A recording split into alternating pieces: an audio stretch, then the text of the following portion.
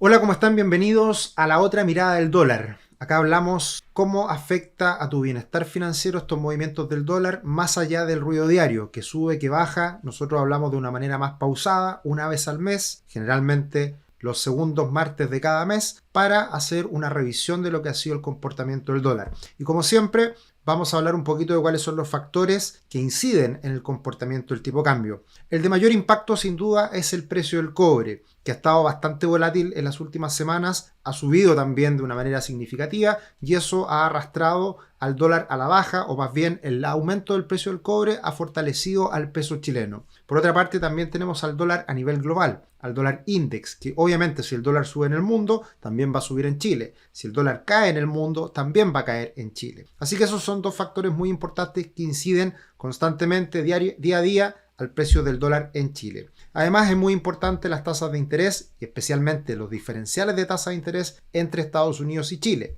En Estados Unidos se espera que bajen las tasas un poquito más y en Chile ya al parecer las tasas no van a bajar tanto más, quizás una vez más en lo que resta este año, pero evidentemente que esas diferenciales de tasas, lo que cuesta el dinero en Estados Unidos versus lo que cuesta el dinero en Chile, esa diferencia es importante también para valorizar al tipo de cambio. Todo esto se manifiesta en flujos de dinero hacia y desde Chile, como la balanza comercial, la cuenta corriente y la balanza de pagos. Y en términos fundamentales, siempre es muy importante mirar o observar el tipo de cambio real, que es una medida, un índice que el Banco Central de Chile analiza de forma constante, en donde se considera al peso chileno comparado con una canasta de 20 monedas, en donde las cuales nosotros comercializamos nuestros bienes y servicios con esos países y esto se deflacta por inflación. Así que ese es un indicador muy importante que muestra desde cierto punto de vista el aspecto más fundamental del valor del tipo de cambio. Y es un índice que constantemente también lo revisamos en este video. Y por último, más o menos incertidumbre, tanto política como fiscal, que ha sido un tema relevante en los últimos años en Chile y que ha ido disminuyendo esa incertidumbre en lo más reciente. Así que vamos a analizar lo que pasó este último mes, los titulares del mes, en donde se logró esta ruptura de los 883 pesos aproximadamente, que en el video anterior decíamos que era un piso importante y que si se traspasaba a la baja podíamos ver una caída relevante hasta otro nivel importante desde el punto de vista técnico, como son los 8.55, 8.50, que es precisamente los niveles que se alcanzaron el último mes. En resumen, el dólar cayó un 3% en el último mes, mientras el cobre, a pesar de todas las alzas, caídas, la volatilidad que vimos, terminó en estas últimas 4 semanas, un mes prácticamente, cayendo un 2%, lo cual no es algo congruente, porque en general, si es que el cobre cae un 2%, el dólar debería haber subido un poquito. ¿Y qué es lo que pasó en el último mes? Ya lo vamos a explicar más adelante, porque precisamente esto está de cierta forma limpiando algunas situaciones que no se estaban cumpliendo en los últimos años, como es este gran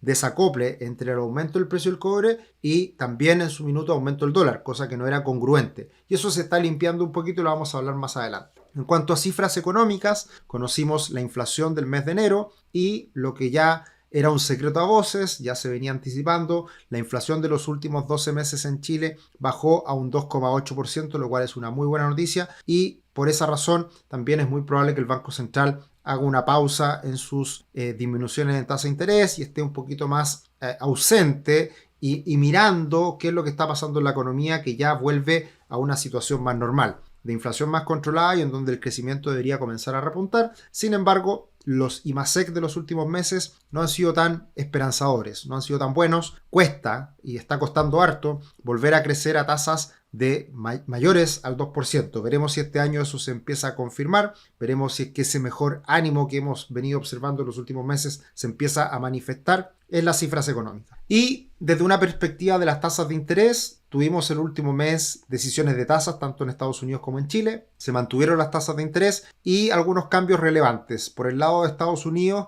deberían venir 2 bajas de tasas adicionales este año, pero ya no en marzo, en el primer semestre, sino que ya se trasladan al segundo semestre. Y en Chile debería venir una baja de tasas adicional en caso de que sea necesario, en caso de que la economía todavía no repunte como se espera, y probablemente en ese contexto, también esperando el Banco Central de Chile que Estados Unidos baje las tasas, podría sumarse a una baja de tasas adicional. Todo esto debería ser favorable para el peso chileno, porque si baja más las tasas de Estados Unidos respecto a Chile, debería ser el carry trade, el diferencial de tasas, más beneficioso para el peso chileno. En esta oportunidad los queremos invitar a un nuevo webinar online absolutamente gratuito. Esto va a ser el miércoles 18 de febrero a las 7 de la tarde. Una clase en vivo en donde hablaremos de ordenar tus finanzas post verano. Febrero es descanso y vacaciones, pero puede traer gastos impulsivos. Así que en esta clase con Francisco Ackerman y con Chris Domínguez vamos a estar hablando de estos temas. Así que cordialmente invitados para que se sumen a esta clase, a este webinar absolutamente gratuito.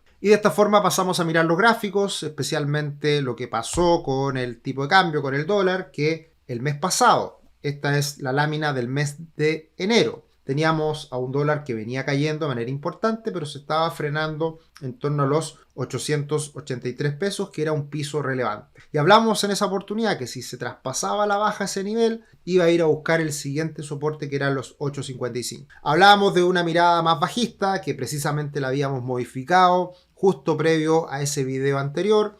Creíamos y creemos que el dólar va a estar más bajo, pero no creíamos que ocurriera tan rápido. Y finalmente esto pasó en estas últimas semanas y tenemos el gráfico actualizado un poco más ampliado, en donde ya no estamos en los 8.83 como estábamos la vez pasada, sino que ya estamos en 8.57 al cierre del día de hoy. Queda otro soporte importante un poquito más abajo, que son los 8.36, pero la verdad que si es que sigue cayendo el dólar y rompe estos pisos, podría ir a situarse a una zona más cercana a los 800 pesos. Creemos que eso debería ocurrir este año, pero ya ha caído bastante, ha corrido bastante el dólar a la baja, y probablemente ahora empiece a encontrar un cierto piso, un cierto rebote de corto plazo, y por eso traemos a colación también la media móvil de 50 periodos, que ahora pasaría a ser un techo en esta tendencia a la baja tan significativa, tan relevante, tan pronunciada. Así que por abajo los 8.55, quizás con un poquito más de filtro 8.50, y por arriba los 8.90, si es que llegara a darse un rebote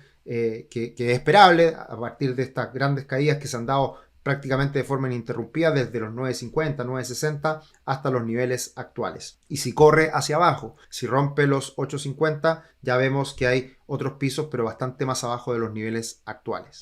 Y en ese contexto hemos visto que el tipo de cambio real se ha seguido moderando, ya está en niveles de 101,5, y esto es un nivel prácticamente de equilibrio de promedio de los últimos años, de las últimas décadas. Ahora, ¿qué es lo que ocurre con el tipo de cambio real? No siempre se mantiene en equilibrio. A veces hay saltos al alza de manera significativa, como fue el 2022-2023, y también momentos en donde tenemos el tipo de cambio real más cercano a los 90 puntos, como ha sido gran parte de lo que ocurre en la década del 2010, incluso un poquito antes. Entonces, no es raro que se exageren los movimientos del dólar, y por lo tanto, si bien ya está alcanzando un nivel más de equilibrio el tipo de cambio real, o sea, está en términos fundamentales el tipo de cambio actual, nominal, comparado con el real, están niveles más normales, más desde un punto de vista fundamental, algo más razonable con esos fundamentos. Todo indica que puede seguir cayendo sin ningún problema, y eso todavía creemos que hay espacio para esa situación. Entonces,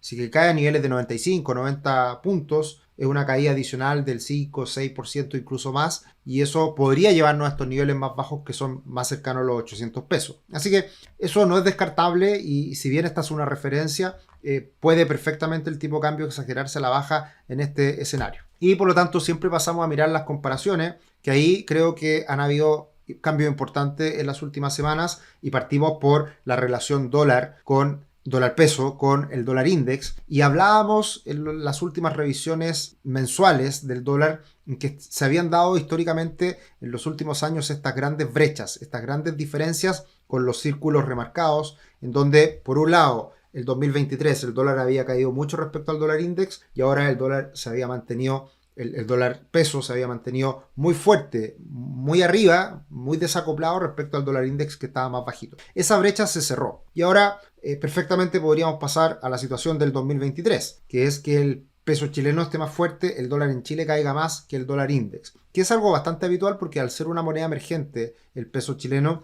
tiene estos vaivenes de euforia, pánico, en donde se mueve de una manera más acelerada respecto al dólar a nivel global, que ese dólar index, se compara con majors, con divisas mucho más estables a nivel global. Y una referencia que probablemente es mucho más importante es esta comparación que hacemos todos los meses con divisas que son comparables, que son parecidas al peso chileno. Y acá tenemos al real brasileño, que está en amarillo, al rand sudafricano, que está en verde, y al dólar australiano, que está en azul. Y si se dan cuenta, todas las divisas en los últimos meses han tenido una trayectoria a la baja bastante pronunciada. Evidentemente, dependiendo de la fecha que uno haga esta comparación, en plazos más cortos, en el último tiempo, prácticamente la caída ha sido muy parecida, muy similar entre todas estas divisas en los últimos 2 meses. Entonces, muchos dicen, oye, está cayendo el dólar porque estamos en una situación política, económica más favorable. Y la verdad que no.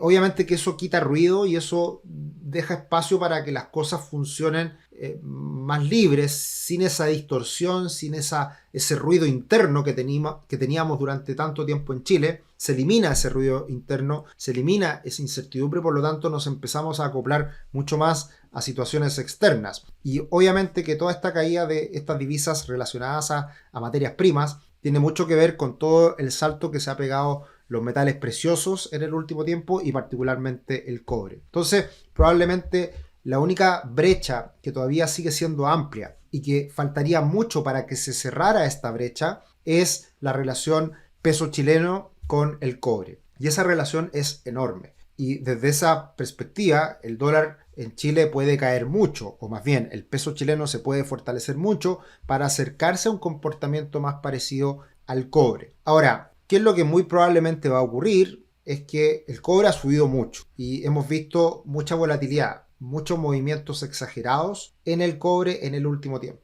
Y si es que llegara a corregir un poquito el cobre y cayera de los $6 la libra a 5,5, seguiría siendo un precio del cobre muy bueno que debería ser muy beneficioso para la economía chilena, tanto a nivel de exportaciones, de ganancias de Codelco, de las mineras, de pago de impuestos, de mayor inversión, etc.